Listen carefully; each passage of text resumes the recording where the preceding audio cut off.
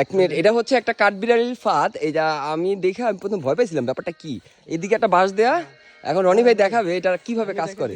কিভাবে কাঠবিড়ালি আসলে এরা কিন্তু নরমালি উপর দিকে এভাবে হাঁটে। হ্যাঁ হ্যাঁ, তো এই যে এখানে কিন্তু একটা ছোট একটা ব্রেক হ্যাঁ হ্যাঁ রাইট, তারপর রাখছে। হ্যাঁ এটাতে যদি যদি এভাবে বাজে চলে গেছে, হ্যাঁ ওইটার সাথে এটার সাথে সেটা মানে স্পিডে চলে যাবে। হ্যাঁ হ্যাঁ, এই মাঝখানে বরাবর আটকে যাবে।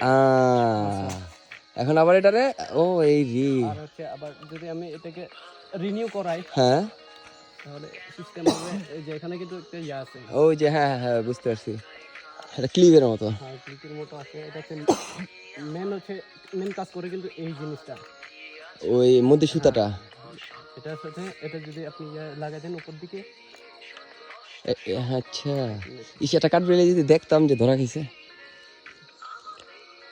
যেভাবে আপনি প্র্যাকটিক্যালি আপনারা দেখে নিলেন কাঠবিড়ালির ফাঁদ। চাইলে কিন্তু আপনারা যদি আমি টাচ করি তাহলে আমার হাত যাবে। হ্যাঁ হ্যাঁ, না দরকার নাই, ভয়ঙ্কর ফাঁদ। আমাদের আমাদের আমাদের ঢাকা শহরের মাইয়ারা এরকম ফাঁদ পাতে পোলাকে ধরার লেগিয়া, আর হ্যানে লেগা কাঠবিড়ালি ধরার জন্য।